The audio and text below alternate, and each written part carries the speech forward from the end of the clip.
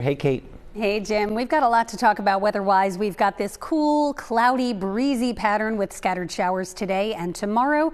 And then, of course, the coastal impacts that Hurricane Erin will bring to our region. Luckily for us, this will not be a direct hit, a direct landfall anywhere, really. Erin will stay away from land surfaces, but it is churning up the ocean, and it has been for quite some time now, and it's going to continue through the end of the week. So the coastal impacts really what we need to focus on when it comes to that storm. Let's talk about right now, though. We'll start off with a look outside, and it's another kind of dreary gray day. And while it is dry for now in the city, there are some spots that are seeing a little bit of drizzle, a little bit of light rain, scattered showers. I think the best chance for that today is south, with a little more sun trying to peek out to the north. But if you have to work outside, you're loving this weather. Dew points in the mid 50s, temperatures in the 60s, getting to the mid 70s today.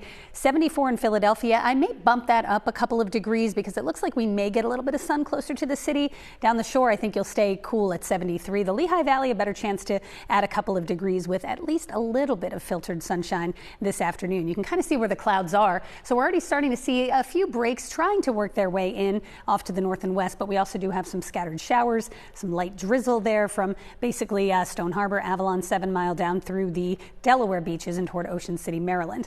Important to note that this pattern, this breeze off the ocean, the clouds, this has nothing to do with Hurricane Erin. Erin is going to amplify this pattern by late Wednesday into Thursday. But what we also have to watch is this advancing cold front. Now, this front's going to come through tomorrow. It'll bring us a better chance for some scattered showers. But what we can thank that front for is it's going to be the driving force that helps kind of pick Erin up and send it out to sea. It's going to speed the storm up and keep it away from us. That being said, it'll make a pretty close pass to at least the Outer Banks. You can see how, of course, that juts out a little bit more. Erin makes a close pass, close enough that there is a tropical storm watch for areas from the Maryland beaches all the way down through the Outer Banks. Here's the latest on Erin. A Category 3 hurricane, still a very strong, very large hurricane as well. Looks like it's undergoing a little bit of a reorganization here this morning. It's expected to weaken briefly to a Cat 2, and then as it moves into those warm waters off the coast of the Carolinas, strengthen by Thursday morning back to a major Category 3. By the time it makes its closest pass to us, and that will be through the day Thursday into Friday morning, it'll be weakening from a 3 to a 2, and it's going to get out of here pretty quickly once it gets picked up by that advancing trough. But it will still produce impacts for us, and namely down the shore. So the high rip current risk started yesterday, and it's only going to get worse. That risk for life-threatening rip currents is in effect all week long. And as Ross told us earlier, a lot of the beaches down the shore are telling you you can't go in the water, at least not more than up to your knees. Swells will build up to 12 feet by Thursday. 12-foot breaking waves. That is dangerous, rough surf.